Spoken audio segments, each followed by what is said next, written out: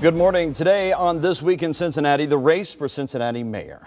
We are speaking today with Rob Richardson Jr. The former UC Trustee Board chairman announced his candidacy last month. His family name is well known in local political circles. His father is the president of the Cincinnati chapter of the NAACP and a longtime union leader in the city. Richardson has never held elective office before. We talk to most voters. They understand that, leadership should not be measured by the amount of time you spent at City Hall or actually playing politics. What actually matters is your ability to get things accomplished, to have great judgment, and to be able to rally people behind a common cause. Richardson is the third person to enter the race for mayor, along with incumbent Mayor John Cranley and City Council member Yvette Simpson. The three-way contest guarantees a primary now in May, with the top two finishers on the ballot in November. All three candidates are Democrats. So far, no Republicans have declared for mayor, at least as of the taping of this show, which we do on Fridays. Joining us now is Rob Richardson Jr., WCPO political reporters Amanda Seitz and Paula Christian, also joining us today. Thank you so much for joining us. Thank you. So I guess the first question would be, never holding a political office before, how big of a hurdle is in front of you right now to get your name out there? Well, I think that's the largest challenge. It's not going to be measured by leadership. Because certainly I think I have that background, but we're confident that the voters are ready for something different. They're ready for us to actually look at how we solve problems. Those at City Hall have really majored in minor arguments, and it's time for us to have a serious discussion about not what City Hall looks like next week, next year, but for the next 5 or 10 years, what is the vision we want to set for our region? And I'm confident that voters want to have a conversation and want to have leadership that's going to take us to another level. It's not going to just focus on what's next politically, but what's best for the city of Cincinnati. You were on the Board of Trustees during the Ray Tensing, Sam DuBose incident. Some of those decisions that were made at a different level than the Board of Trustees. Sure. What is your reaction on how UC got to that point and how UC handled it? Sure, it's a great question.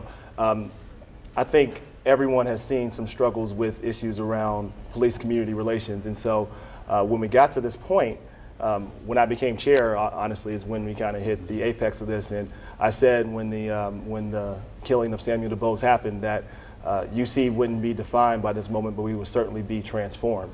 So we restructured the department completely. There are people that are no longer there that were in leadership. We restructured how leadership is. We made sure that training was a central focus point. We also made sure that the officers had all the access they need, that they should have, and that their mission was clear. That wasn't done to the greatest effect that it should have been, but once we became aware of how systemic the problem was, we did make changes. We actually have a board-level policy that requires training, that requires an independent monitor where they have to report to the board and to the president to make sure we are meeting, that we're not only meeting training standards, but we're exceeding the standards for the 21st century. So not only does this never happen again, but we continually engage in our community. We have a community council advisory committee that also advises us that, to make sure before we make decisions that we do it in a way that's inclusive of the community. So it was, sometimes, unfortunately, it takes such tragic events for us to really shake up the status quo, and we certainly did that. And our goal is to make sure we continually engage with our community and never have that happen again. I'd like to say one point, though. We did have body cams. We have body cameras, and City of Cincinnati, I don't think they have full body cameras now. They certainly didn't have it then. And had we not had body cams, even the prosecutor said this case wouldn't have been brought. So I think we did have some foresight there. All right. And of course, a number of issues on your policy list here of what you would like to see done in Cincinnati. And Paula, you have a question about some of those. Yeah, well, there's a lot in the city that would argue the city's going in wonderfully. It's going in the right direction. We have all these new companies coming in, new jobs. Why would somebody want to run against Mayor Cranley if it's not fixed? If it's not broken, don't fix it. I mean, why would you decide to run? Right. It's a great question. First of all, I don't think those things happen because of City Hall, but often in spite. When you talk to a lot of the folks that I've engaged with at the who started the new companies, it's not because those in the city have actually tried to come up with an innovation plan. It's just because they have been able to come up with a great concept, and it's not because they got necessarily great support from those in City Hall, or those in City Hall never really engaged in a type of vision that would look beyond really politics. So I've never heard of an innovation agenda, but we did do that at the University of Cincinnati. So while I was there and while I was chair, we made a specific focus on innovation, created a new innovation hub that's going to focus on the startup community, but also focus on social impact, 1819. We also started a new innovation competition in order to encourage more students to start their own companies. Nothing like that has been started.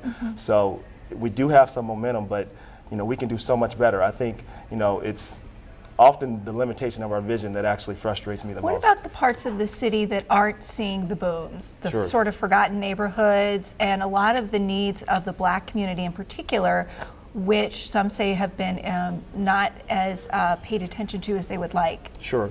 Well, when you look at both incumbents in this race, the incumbent mayor and the incumbent council member, they've both been there for, you combine them, almost a generation, 18 years. And these communities have not been included in that process because a lot of the growth that's happened, right, is we've seen lots of great things happen, like Over the Rhine has had new people move in, but what we haven't seen is necessarily an inclusionary aspect to make sure, okay, as this growth happens, do working people that live in the area that may not make $100,000 or $150,000 a year, what are we doing to ensure that they have an opportunity to participate in that? There's not any housing policy connected to that, and so we've seen no intentional plans to really address that. And when you're really talking about getting after poverty and looking at it, it's a three-step process, right? You have to look at housing, you have to look at transportation, and then you have to look at access to education. Why I'm running is because there's been no vision to really link those together. At the University of Cincinnati and my experience in education, I understand, because of my background, I had some challenges early on. I was in learning disability classes. I understand that you have to give people access and opportunities or they won't be able to know their full potential and expand it. I don't think there's been that level of focus. And Rob, one of the things that's on your platform a little bit different from other candidates that kind of addresses that is inclusionary zoning. Can Sure. you explain quickly what that means and what that would do for what you're discussing? So what that would mean is, as we do development, there's not any development that's not done by the city that's in some way supported by the city and supported by the taxpayers.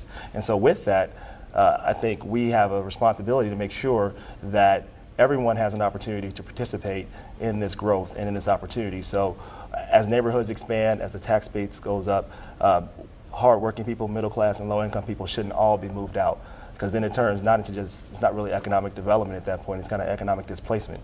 And we're just moving people from one place to another instead of allowing them to participate where the jobs are happening, where the innovation is happening. And so there's been no intentional policy, there's been no effort for that, it's just been a piecemeal approach.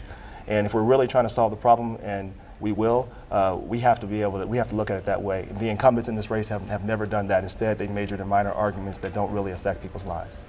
All right, this conversation is going to continue after the break. Of course, you can go on to WCPO.com and see Amanda and Paula's articles on a number of subjects. Obviously, as this campaign continues, you guys will be diving in even deeper. So this discussion will continue in just a minute. But a few weeks ago, we did speak with Mayor Cranley on This Week in Cincinnati. You can see segments from that show on our YouTube channel. And we'll also invite mayoral candidate Yvette Simpson to be on the program in the coming weeks as well.